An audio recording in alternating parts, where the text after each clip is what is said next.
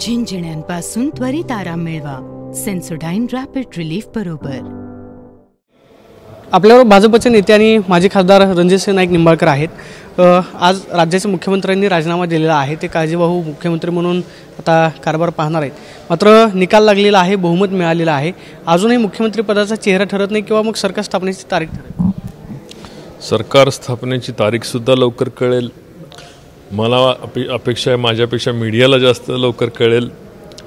2 पक्षांचा नेता निवड झाले, राष्ट्रवादी अजितदादा गट आणि शिवसेना शिंदेसाहेबांच्या पक्षाचा नेता निवड झालेला आहे.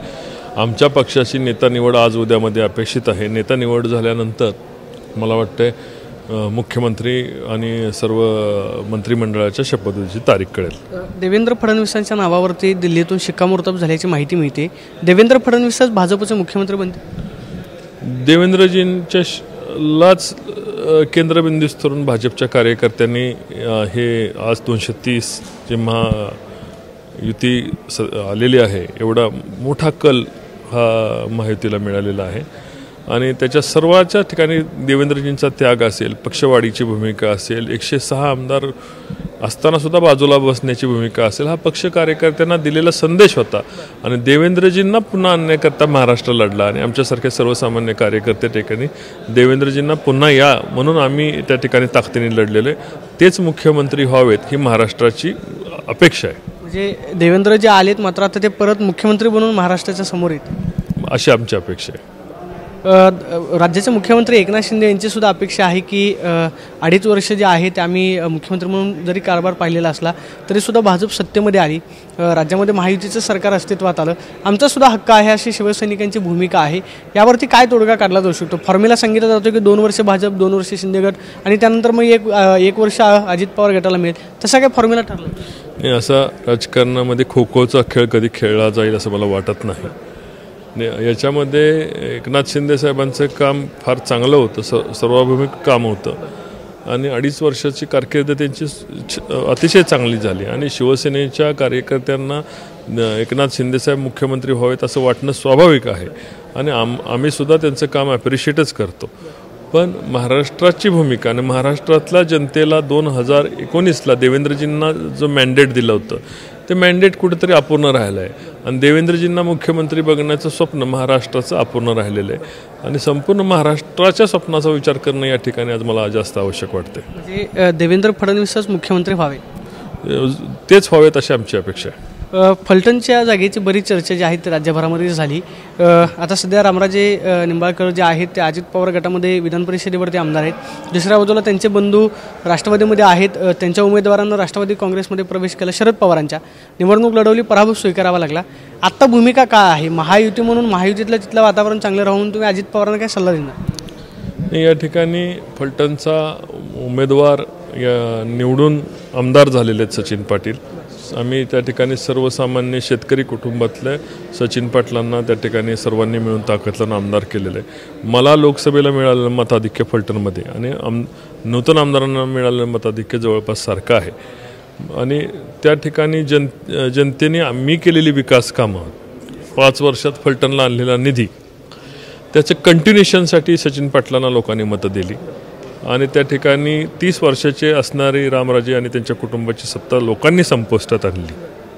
लोकांची अशी अपेक्षा आहे की जो निधी केंद्र सरकारने राज्य सरकारने फलटणला दिला त्याच्यामध्ये कुठंतरी कंटिन्युटी राहावी ही लोकांची अपेक्षा आहे. म्हणून मोठ्या मताधिक्याने सचिन पाटलांना त्या ठिकाणी निवडून दिलेलं आहे. रामराजेंना फलटणकरांनी नाकारलं हे परत एकदा सिद्ध झालं असं म्हणावं लागेल. हा निश्चितपणे, कारण 30 वर्षाच्या कारकिर्दीमध्ये त्यांच्या कामाचा वेग आणि 2.5 वर्षाच्या आमच्या आत्ता आलेल्या सत्तेत कामाचा वेग लोकांनी पाहिला, कम्पॅरिझन केलं आणि कम्पॅरिझनमध्ये लोकांनी तुलना केली आणि तुलनेमध्ये लोकांना जाणवलं या ठिकाणी रणजितसिंह नाईक निंबाळकरची आवश्यकता आहे, त्यामुळे सचिन पाटलांना त्या ठिकाणी निवडून दिलं. मात्र आता रामराजे हे अजित पवारांच्या पक्षाकडून विधान परिषदेवरती आहेत.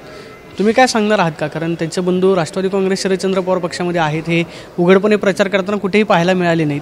आता मग तुमची पुढची भूमिका? आता रामराजेंना त्या ठिकाणी अजितदादा पवार यांनी स्वाभिमानाची हाक घातलेली आहे आणि की तुम्ही नाईक निंबाळकर आहात, तुम्ही लाचार नाही आहेत आणि अशा प्रकारची एक स्वाभिमानाची हाक घातलेली की माझ्या पक्षाचा राजीनामा द्या. तो आता रामराजेंचा निर्णय आहे की त्यांनी राजीनामा द्यायचा का त्याच पक्षात राहायचं. मात्र तुमची अपेक्षा आहे की दिला पाहिजे. मी त्याला अपेक्षा व्यक्त करणारं कोण आहे, कारण ते पक्षाचे नेते अजितदादा आहेत आणि आमदार त्या ठिकाणी रामराजे आहेत, दोघंच ठरवणार.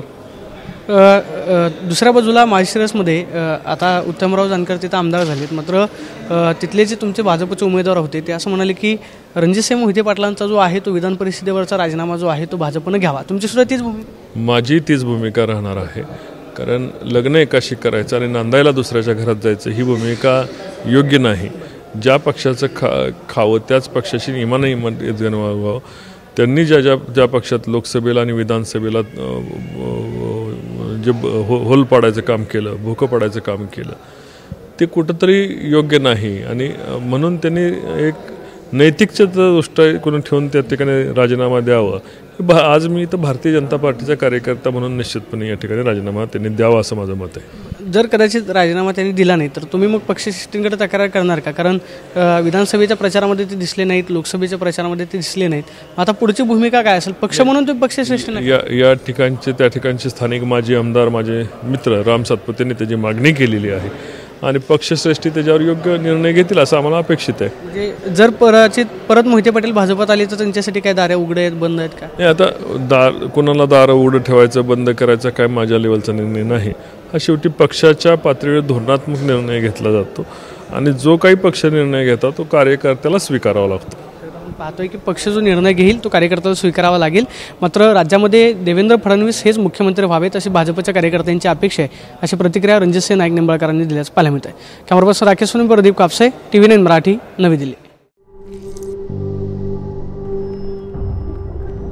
झिंझिण्यांपासून त्वरित आराम मिळवा सेन्सोडाइन रॅपिड रिलीफ बरोबर.